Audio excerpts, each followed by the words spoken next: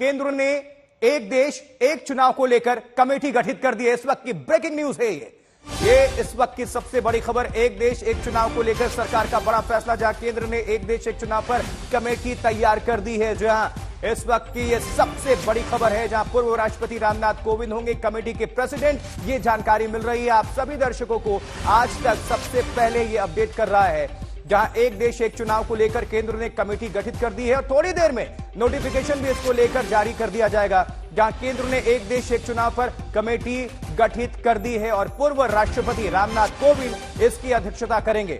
तो एक देश एक चुनाव को लेकर सरकार का यह बड़ा फैसला, सुगबुगाहट पहले से काफी तेज थी इसको लेकर। और अब हिमांशु मिश्रा का रुख करेंगे, हमारे साथ हमारे सहयोगी जुड़ चुके हैं। हिमांशु, केंद्र ने कमेटी गठित कर दी है, जानकारी मिल रही है, ये बड़ा एक्शन और बड़ा गेम चेंजर साबित हो सकता है। क्या है अपडेट, क्या है इसको लेकर पूरी खबर आपके पास? देखिए, बिल्कुल कल जब संसद का विशेष सत्र बुलाने के लिए कहा गया और उसका खुद ट्वीट जो है संसदीय कार्य मंत्री प्रहलाद जोशी ने किया, और अब एक कमेटी गठित की गई है पूर्व राष्ट्रपति रामनाथ कोविंद की अध्यक्षता में। उसके कौन कौन सदस्य होंगे, ये अब से कुछ देर में इसका नोटिफिकेशन हो जाएगा। और वन नेशन वन इलेक्शन को लेकर सरकार की तरफ से एक बड़ा कदम जो है वो उठाया जाएगा। तो जो प्रयास लगाए जा रहे थे, जो सूत्र हमारे बता रहे थे, वो अब कंफर्म कर रहे होते जा रहे हैं कि अब जब संसद के अंदर एक देश एक इलेक्शन को लेकर देश आगे बढ़ेगा और इस संसद के स्पेशल सत्र में जो है ये बिल लाया जा सकता है, वन नेशन वन इलेक्शन, जो बहुत बड़ा कदम होगा। प्रधानमंत्री नरेंद्र मोदी खुद संसद के अंदर इसको लेकर जो है वो चर्चा के दौरान इसका जिक्र कर चुके हैं। उन्होंने कहा था कि सभी राजनीतिक दलों के नेता जब उनसे मिलते हैं तो कहते हैं ये एक बड़ा अच्छा कदम है। हिमांशु, लेकिन अंदर खान सूत्र क्या बता रहे हैं, कौन कौन इसके मेंबर हो सकते हैं? चलिए, पूर्व राष्ट्रपति के बारे में रामनाथ को कर सकते हैं, लेकिन कौन कौन और इसमें मेंबर हो सकते हैं? देखिए, जो पूर्व चीफ सेक्रेटरी जरूर रखा जाएगा, क्योंकि लीगल चीजें हैं, एडमिनिस्ट्रेशन है, चुनाव आयुक्त भी इसमें होंगे। लेकिन कौन होंगे इसको लेकर क्या क्या कौन पूरी तरीके से जो है वो डिटेल नहीं है, लेकिन इतना जरूर है कि पूर्व सीजीआई, पूर्व चीफ सेक्रेटरी जो है और साथ ही साथ एक पूर्व मुख्य चुनाव आयुक्त इसके मेंबर जरूर होंगे, क्योंकि चुनाव से जुड़ा मैटर है, एडमिनिस्ट्रेशन है और जुडिशरी से।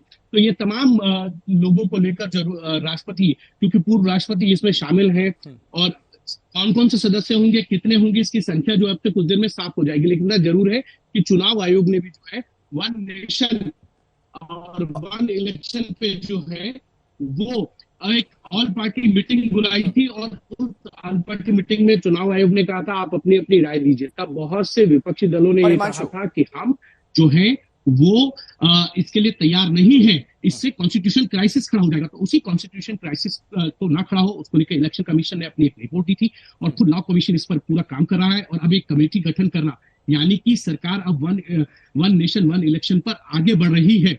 और अब इसकी पुष्टि होती है कि जब संसद का विशेष सत्र बुलाया जा रहा है तो उसमें इस बिल को पास किया जा सकता है, यानी कि 2024 का जब लोकसभा चुनाव होगा तो उसमें वन नेशन वन इलेक्शन के तहत वो चुनाव कराया जा सकता है। ठीक है हिमांशु, इस कमेटी के कंधे पर क्या क्या जिम्मेदारियां होंगी? ये कमेटी कार्य कैसे करेगी?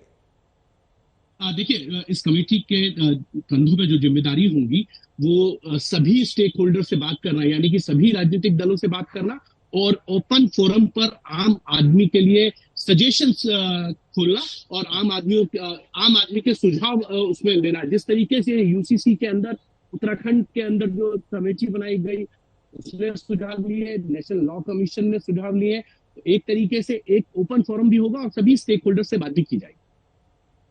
तो इससे क्या मतलब माना जाए, इस सत्र में बिल आएगा या नहीं?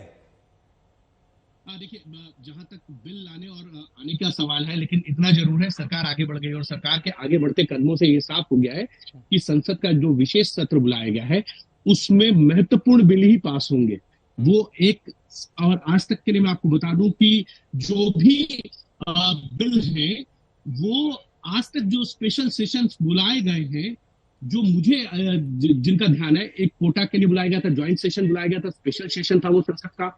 उसके बाद 2008 के अंदर जो है वो एक स्पेशल सेशन बुलाया गया था जब न्यूक्लियर डील पर नो कॉन्फिडेंस मोशन लाया गया था, जीएसटी के लिए बुलाया गया था, और अब एक स्पेशल सेशन बुलाया जा रहा है। तो कहीं ना कहीं सरकार की मंशा जो है वो वन नेशन वन इलेक्शन की तरफ आगे बढ़ती हुई है। और उसके बाद ये कमेटी का गठन ये बिल्कुल इस बात को पुख्ता करता है कि सरकार चाहती है कि 2024 का जो लोकसभा ठीक। चुनाव है उसके साथ ही जो है हिमांशु आप वो, हमारे साथ जुड़े रहे। हिमांशु आप हमारे साथ जुड़े रहे, फौरन आपका रुख करेंगे। हमारे साथ कांग्रेस नेता अधीर रंजन चौधरी जुड़ चुके हैं।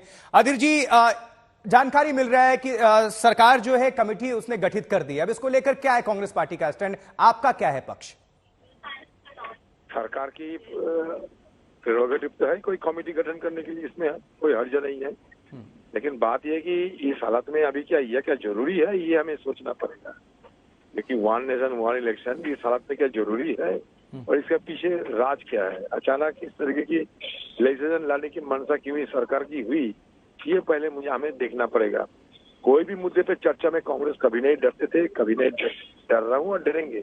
ये सरकार की जो असलियत ये बताने के लिए हम बिल्कुल तैयार बैठे हैं। ये तो सरकार का तो कहना है ना अधीर जी, सरकार तो कह रही है कि बार बार चुनाव से होने वाले पैसे की बर्बादी इससे नहीं होगी, तो क्या इसके साथ नहीं है, देश का पैसा बचेगा, ये कहना है। इसके साथ कॉन्स्टिट्यूशनल एस्पेक्ट भी है, हमारे संविधान की मतलब इससे जुड़ा हुआ है। क्योंकि हमारे देश में प्लुरलिटी है, डाइवर्सिटी है, एक एक स्टेट में एक एक किस्म के हालात होते हैं और कुल मिला के सब कुछ करने के लिए कॉन्स्टिट्यूशनल अमेंडमेंट की जरूरत होते हैं। ये बहुत बड़ा मुद्दा है, ये छोटी नहीं, लेकिन सरकार तो ये भी कह रही है ना कि नीतिगत फैसलों में इससे काफी तेजी आ जाएगी, देश जो है आर्थिक विकास समेत तमाम विकास का पहिया जो है घूमेगा, क्योंकि बार बार जब इलेक्शन की वजह से कार्य बाधित होता है आचार संहिता की वजह से, वो इससे नहीं होगा। सरकार क्या विकास करते हैं सारे देशवासी, ये खुद आप देख रहे हैं। अपना सारे देशवासी की तजुर्बा हो चुके हैं। 15 लाख रुपया जेब में आ जाएगी काले धन लूटने के, काले धन वापस लाने की बात अब सबके पास आ गए ना जेब में।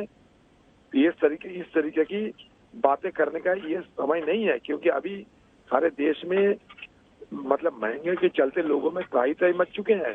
अगर सरकार की सोच में अगर नियत में कुछ साफ होती तो पहले ये मुद्दा संभालने की कोशिश करती।